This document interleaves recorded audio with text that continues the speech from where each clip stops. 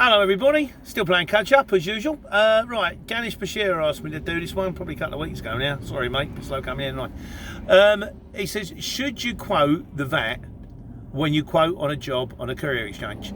Now, I thought I'd done this video, but I've scrolled back through my channel as best I can, because you can go to my channel and there's like a little searchy sort of magnifying glass thing, and there's ones on VAT but not on this, so I thought I'd better clear this one up. So yeah, the long and short of it is this. When you quote on a job, this is the way I was. I mean, when I wasn't VAT registered, when I started, I wasn't VAT registered. And I said to Tony, is it worth doing? He said, no, it's not doing. And I spoke to Simple Brian, who, sorry, my phone's a bit wonky, who said, you definitely want to be VAT registered. And Simple Brian is right, you do, because otherwise you're giving 20%. I've done videos on being VAT registered and the flat rate I recommend. So what you would do is, say you're quoting a job. Say you're quoting a Luton van job going, say, 100 miles. And say you decide to give them £1 a mile, which is a reasonable price, I think. So you'd say, well, I'll quote that job. So you ring up, you say, I quote that job for £100. And they go, lovely, I'll send the job through. And then when you go to the end, when you click all the way up, you go to the end, you click create invoice. Now, if you're VAT registered, you have to put your VAT, you go to the desktop version of the Courier Exchange, you put all your VAT details in, they verify your VAT number. You can't just type any old random number and pretend you're VAT registered. You actually have to be VAT registered. And then once that's verified, when it goes to create your invoice, that invoice will be created for the shipper, and that will go out to him at £120. That will go out at £100, the job, the price you quoted for the job, plus VAT.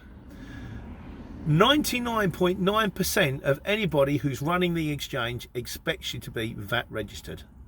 Out of the over 5,000 jobs we've done now, only twice, I think, as somebody ever rang me up and went, oh, you're VAT registered. Once he went, oh, it's not a problem. Once he said, I didn't know you were VAT registered. On the whole, you see, the problem is if you're not VAT registered, and you say the price of the job is £100, because what they will do, they will receive, all in all, the VAT registered mob will receive that invoice at £100 plus the 20 quid. So that's £120. And what they will do is they will pay you £120. Then they'll claim the £20 back from VAT on their job, so it still costs them £100. The only problem you're ever going to come across is if you're VAT registered and you work for someone who isn't, because you quote them a job for 100 quid, suddenly they've got to pay 120 and they can't get that £20 back. Having said that, like I say, it's only happened to me twice. So what to do is get yourself VAT registered, get it verified by the CX, get it put in on your desktop, and then if you're ringing up a job, quote exactly the same as you would before you were VAT registered.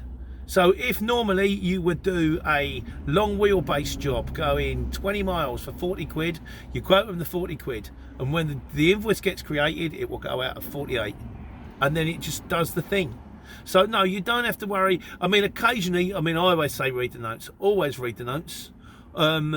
Because there's sometimes there are the things that will trip you up in the notes, like must be a flatbed, must be lower than this height, must have 4 silver, and you get there and you haven't got it, and they go, didn't you read the notes? Sometimes in the notes it might say price should include VAT.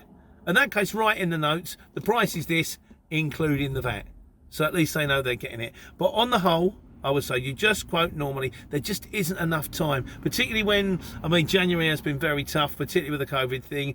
We might be down, a lot of us are down to 1 job a day, which is, you did something, but it's subsistence, like, and you haven't got the time to sit down and do, I'll just get my calculator out, I'll just do the maths on that, oh, it's sold.